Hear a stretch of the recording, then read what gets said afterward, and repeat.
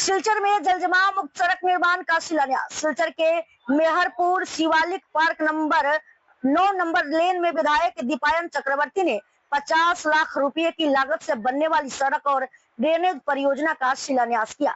यह कार्य असम सरकार के SOPD पैकेज के तहत होगा। विधायक ने कहा कि सिलचर के हिंदू बहुल बस्तियों को जल जमाव से मुक्त करना सरकार की प्राथमिकता है। कार्यक्रम में भाजपा के कई नेता और स्थानीय लोग उपस्थित थे।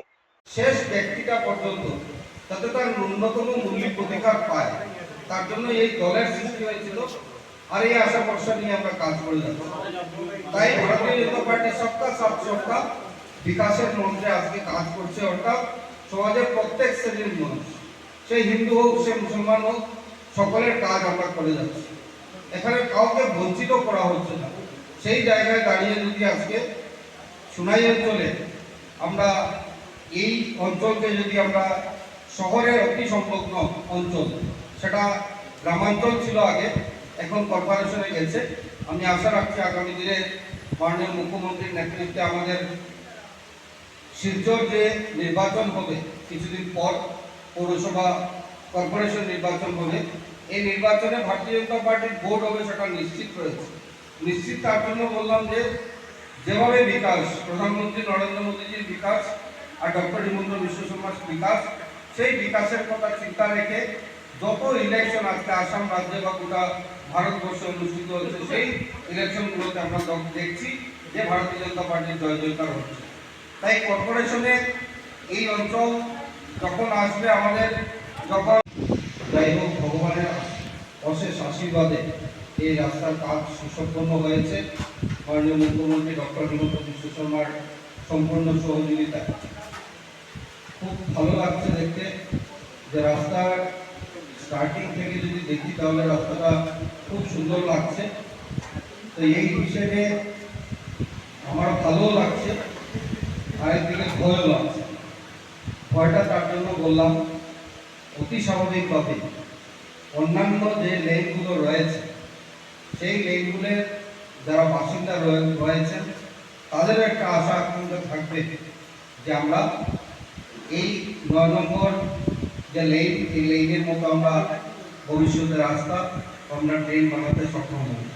তো তার কারণে ভয় বললাম যে অত্যন্ত কম সময়, আর এই কম সময়ের মধ্যে আমাকে এই কাজগুলোকে করতে হবে। এখানে জয়দীপ চক্রবর্তী আমার সাথে এসেছেন, উনি উপস্থিত রয়েছেন। আপনারা জানেন যে ডিলিমিটেশনের পর এই এরিয়ার শিলচর বিধানসভাতে অন্তর্ভুক্ত হয়, আর আমি যদি ভুল না করি এই এরিয়াটা কর্পোরেশনও অন্তর্ভুক্ত হয়েছে 40 নম্বর ওয়ার্ডে, 41 নম্বর ওয়ার্ডে।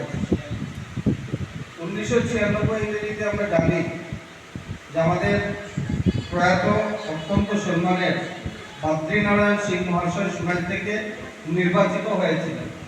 তখন আমরা ছোট, যাই হোক আমার আজকের দিনও সেই কথা মনে আছে। বাদ্রিকাপুর যে কাউন্টিং থেকে আমরা বেরিয়ে এসেছি, বাদ্রিকাপুর সাথে কাছাড় করে যে কাউন্টিং হয়েছিল, আর উনি এসে রাস্তায় দাঁড়িয়ে বলছিলেন মেনে মক্কা মে শিব মন্দির বানাবে। তো আজকে এই কথাটা আমার মনে পড়ছে এখানে দাঁড়িয়ে। তার জন্য বললাম যে আমি অত্যন্ত আনন্দিত যে শিবালিক পার্ক অঞ্চলটা আমাদের শিলচর বিধানসভা সমষ্টিতে অন্তর্ভুক্ত হয়েছে।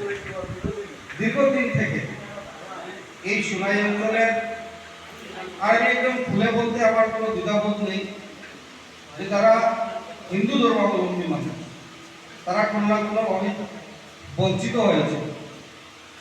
আর এই তার জন্য বিশেষ করে আমার মনটা খুব ভালো যে শিলচর সমষ্টিতে অন্তর্ভুক্ত হয়েছে, অন্তত এই মানুষগুলোর কাজ। ভারতীয় জনতা পার্টি সৃষ্টি লগ্নে